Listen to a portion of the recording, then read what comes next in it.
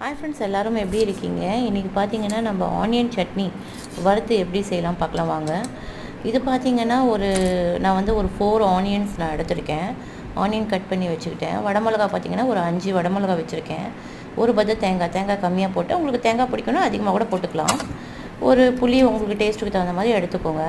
இதில் பார்த்தீங்கன்னா ஒரு கடாயில் வந்து ஒரு 2 ஸ்பூன் நெய் விட்டுருக்கேன். இது நெய்யில் வறுத்து செஞ்சால் தான் நல்லாயிருக்கும். இல்லை டால்டா வேணும்னா டால்டாவும் யூஸ் பண்ணி நீங்கள் வறுத்துக்கலாம். ஸோ இது நெய் 2 ஸ்பூன் ஊற்றி நான் வந்து இது வந்து கொஞ்சம் ப்ரௌனிஷாக, கொஞ்சம் லைட் ப்ரௌனாக கொஞ்சம் அப்படி வறுத்து எடுத்துக்கிட்டேன். வறுத்து எடுத்துக்கிட்டு பார்த்தீங்கன்னா மிக்ஸி ஜாரில் இந்த வடமிளகாலாம் அப்படியே போட்டுக்கோங்க. இதோடு கூட பார்த்தீங்கன்னா தேங்காயும் வறுத்து போட்டுக்கலாம். நான் தேங்காய் வறுத்தது வீடியோ எடுக்கலை. ஸோ தேங்காய் வந்து போட்டுக்கிட்டேன். வறுத்த தேங்காய், அதாவது நெய்யிலே வறுத்த தேங்காய் போட்டுக்கிட்டேன்.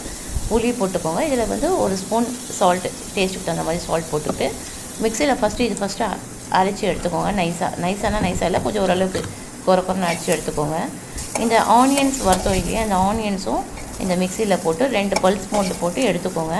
அவ்வளோதான் ஃப்ரெண்ட்ஸ். இது வந்து கார சட்னி. இது வந்து கார சட்னி சொல்லலாம், ஆனியன் சட்னி சொல்லலாம். இது வந்து நீங்கள் சப்பாத்திக்கு ட்ரை பண்ணி பாருங்கள், செம்ம டேஸ்ட்டாக இருக்கும். ரைஸ்க்கும் போட்டு சாப்பிட்லாம். இந்த சட்னி ட்ரை பண்ணி பார்த்து என்ஜாய் பண்ணுங்கள். இந்த சட்னி உங்களுக்கு பிடிச்சிருந்துன்னா கமெண்ட் பாக்ஸில் கமெண்ட் பண்ணுங்கள். Thanks for